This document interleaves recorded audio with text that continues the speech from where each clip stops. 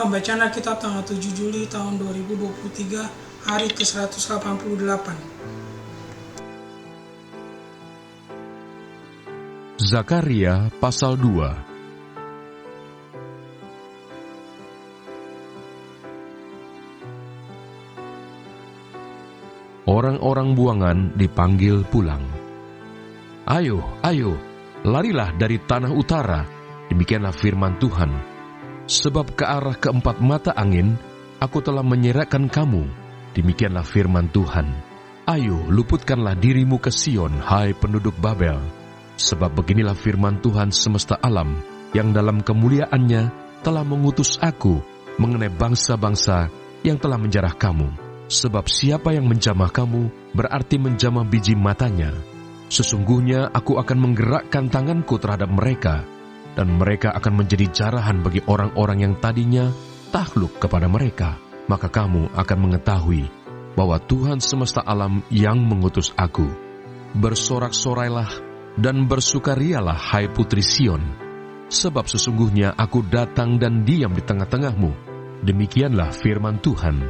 Dan banyak bangsa akan menggabungkan diri kepada Tuhan pada waktu itu, dan akan menjadi umatku, dan aku akan diam di tengah-tengahmu. Maka engkau akan mengetahui bahwa Tuhan semesta alam yang mengutus aku kepadamu. Dan Tuhan akan mengambil Yehuda sebagai miliknya di tanah yang kudus, dan ia akan memilih Yerusalem pula. Berdiam dirilah, hai segala makhluk, di hadapan Tuhan, sebab ia telah bangkit dari tempat kediamannya yang kudus.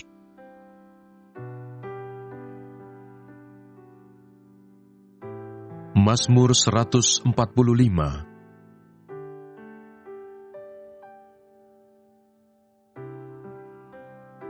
Tuhan itu pengasih dan penyayang, panjang sabar dan besar kasih setianya. Tuhan itu baik kepada semua orang, dan penuh rahmat terhadap segala yang dijadikannya. Segala yang kau jadikan itu akan bersyukur kepadamu ya Tuhan, dan orang-orang yang kau kasihi akan memuji engkau. Mereka akan mengumumkan kemuliaan kerajaan-Mu, dan akan membicarakan keperkasaanmu, untuk memberitahukan keperkasaanmu kepada anak-anak manusia, dan kemuliaan semarak kerajaan-Mu. Kerajaan-Mu ialah kerajaan segala abad, dan pemerintahan-Mu tetap melalui segala keturunan. Tuhan setia dalam segala perkataannya, dan penuh kasih setia dalam segala perbuatannya. Roma pasal 7.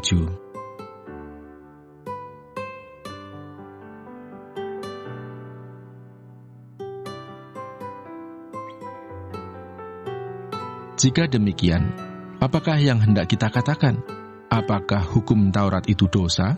Sekali-kali tidak. Sebaliknya, justru oleh hukum Taurat aku telah mengenal dosa. Karena aku juga tidak tahu apa itu keinginan, kalau hukum Taurat itu tidak mengatakan, jangan mengingini.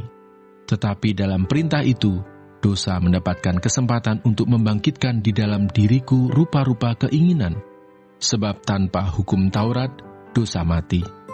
Dahulu aku hidup tanpa hukum Taurat. Akan tetapi sesudah datang perintah itu, dosa mulai hidup. Sebaliknya aku mati. Dan perintah yang seharusnya membawa kepada hidup, ternyata bagiku justru membawa kepada kematian. Sebab dalam perintah itu, dosa mendapat kesempatan untuk menipu aku, dan oleh perintah itu ia membunuh aku. Jadi hukum Taurat adalah kudus, dan perintah itu juga adalah kudus, benar dan baik. Perjuangan hukum Taurat dan dosa. Jika demikian, adakah yang baik itu menjadi kematian bagiku?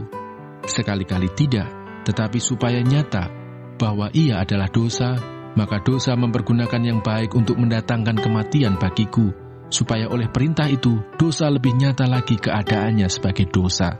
Sebab kita tahu bahwa hukum Taurat adalah rohani, tetapi aku bersifat daging, terjual di bawah kuasa dosa.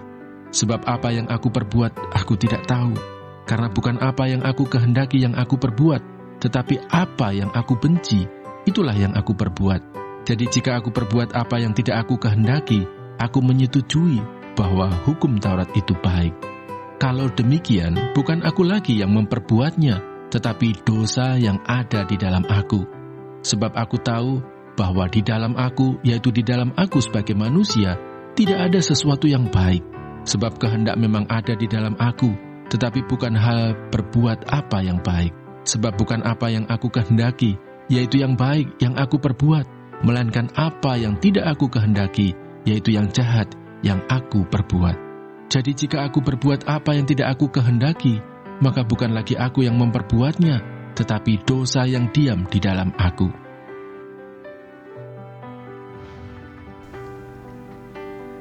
Terima kasih. Tuhan Yesus memberkati. Amin.